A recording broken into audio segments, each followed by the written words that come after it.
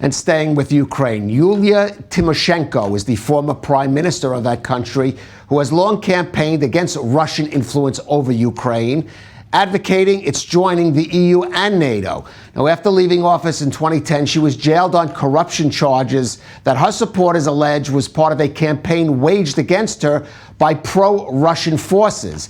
And she was freed from jail after the so-called Orange Revolution of 2014, becoming an iconic figure of that movement, complete with her trademark hairstyle done up in traditional Ukrainian braids. Well, Tymoshenko remains a potent political force as leader of the Union Baktashena party, and earlier spoke from Kiev with Yana Sudanya about the situation in Ukraine. It is difficult in a few words to say what is happening in Ukraine. Ukraine is in the heart of the fire. Our families, our children, under the attack of a Russian Federation. There are many tragedies and deaths here. Occupied territories, children shot, houses burned, hospitals, kindergartens, and schools destroyed. There are already enough cities destroyed, like Kharkiv and Mariupol. No one could have imagined that in the 21st century, in a peaceful, prosperous, European country like Ukraine, there would be such a hell. It is impossible to describe in words. As of today, 52 children have been killed here, who had already done no wrong to anyone. The whole country is in a state of emergency. We are bombarded with missiles non-stop. We take care of getting children out of the hospitals, and in recent days a missile hit one of these hospitals.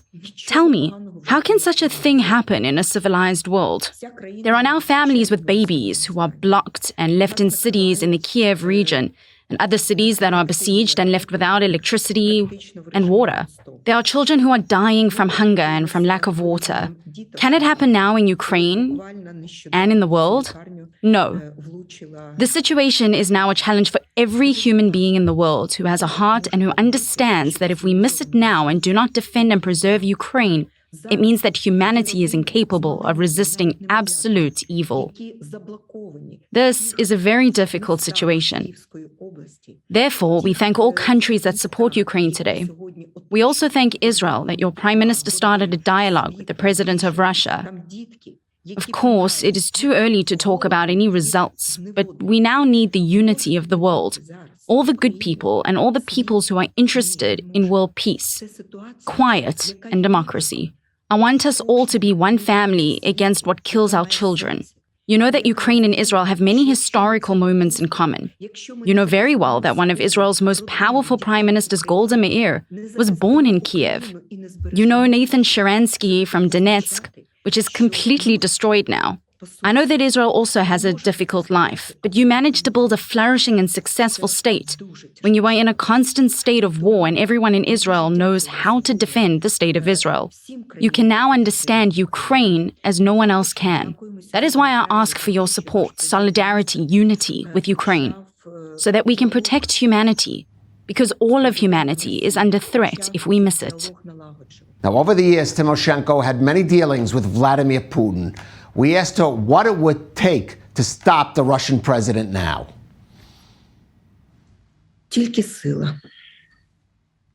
Just power. I do not think any negotiation can stop this tragedy now. Now it is power against power, the power of Russia against the power of the whole free world. Now there is no gray color. Now everything is black or white. Either the good will win or the bad will win. This is the situation. If Ukraine falls, no one can guarantee that other countries in the world will be protected from this evil. If evil wins, it means that there is no real recognition of values in the world, no real mechanism that protects values in people's lives. There are no international laws and rules, and one can simply step on them. If Ukraine falls, it means that there is no mechanism in the world that guarantees human life. This means that international organizations are not functioning if they cannot withstand emergencies and deal with them effectively. There are many things here that are crucial. Therefore, he will not stop. He will go to the end. What will ultimately determine the war is which side will have more power and who will be able to thus win this terrible war. Now, like other Ukrainian leaders, Tymoshenko is pleased with the sanctions the West has levied against the Russian economy. But she believes the West should also be enforcing a no-fly zone over Ukraine. She explained how she believes this can be done without it end up broadening the conflict with Russia to other nations. Сьогодні ідуть багато розмов про те, що закрите небо. There is a lot of talk today about not being able to close skies over Ukraine, which NATO cannot agree on. Because the countries are afraid that the war will move into their territory because someone is afraid of a third world war, I want to say that all these explanations are worth nothing. We do not have to make a NATO-based decision to close the sky. We need to build a coalition of countries around Ukraine that will agree to take all necessary steps to protect Ukraine. It is a coalition of goodwill. And I'm happy today that the British Prime Minister started to defend Ukraine. It is an issue that does not suffer delay. It is an urgent issue that can save the situation. Such a coalition could take a decision on closing the skies over Ukraine and ensure the implementation of the decision. It has been argued that the closure of the skies and the participation of other countries in this could lead to war in the territory of these countries. I can tell you, this is impossible. We now see the situation with the Russian army in Ukraine. True, our army is fighting in every possible way. But you know we do not have enough ammunition and we need more. But I can say again, Russia does not currently have the capacity to start a war in other countries. The ammunition, the fighters, and their organization will not be enough for them. It is also impossible for Russia on a political level, because then they will oppose the whole world, and they will be destroyed as an attacking state within a few hours if the world fights militarily against them. Fear is Russia's weapon. And if we voluntarily aim this weapon against ourselves, we will not be able to behave properly. And we will not be able to defend ourselves as humanity.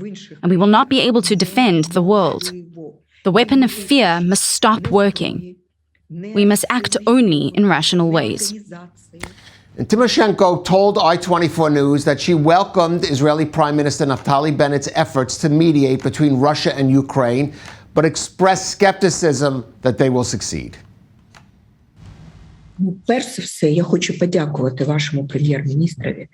of all, I want to thank your Prime Minister for being involved in the dialogue. Hope can never end to achieve peace through diplomatic channels. But in the shadow of dialogue, it is impossible to stop Ukraine's strengthening of the military. It is very important to understand this. Negotiations, and we do very much hope that they will bring results, cannot stop the supply of weapons to Ukraine, and the arrival in Ukraine of foreign volunteer fighters, nor can it stop the decision to close the skies over Ukraine. But we pray that negotiations will be successful, and we thank you for the effort of your country. As for the conditions that are set for Ukraine, and we can read them from anywhere, these are conditions that no country in the world would accept. The first ultimatum is denazification, a definition that cannot fit in any way in Ukraine. What nationalists and fascists are in Kharkiv, where all the inhabitants speak the Russian language, there, they always voted for pro-Russian parties. Today, they are killed and bombed. What they call denationalization is an ultimatum of an aggressive state to give up our national identity, to give up our culture, our tradition, our language, and our history. I want to tell you, no country in the world would be willing to give up its soul. For each of us, our language, our tradition, and our history is our heart. And give us an ultimatum to take out our heart and tread on our soul for what? So that they stop firing on us? For what do we need life without the soul? The second condition is the demilitarization of Ukraine, which means the surrender of Ukraine. Say, could your country surrender? Leave its people and its land, its children? Never. And neither will we ever do that. We are all in Kiev today, the president, the government, members of parliament. I'm currently talking to you from Kiev. And whatever happens, we will stay here until the end and no one will move from our land. What surrender or demilitarization in their language are they talking about? Even if we have no more strength left, we will all together fight for every inch of Kiev, including my entire team. And I think the president also will take to the streets of Ukraine to defend Ukraine. These requirements cannot be agreed. The same goes for the requirement to give up our territories, Donbas region, or the Crimea. Could Israel have given up territories that your people consider their land? No. And we will not give up either, because there are people out there who need our help and our protection. We are not interested in the borders and territories of other countries. Leave us alone. And let's do so that our people may flourish and develop as it was before this war. Russia did not forgive us for our European choice. They did not forgive us for our freedom. They did not forgive us for the desire to be happy. They kill us just because we go our own way. And lastly, we asked Tymoshenko whether she agrees with President Zelensky's position that while he is grateful for the support Israel has given, he would like it to take a more firmly pro-Ukrainian position.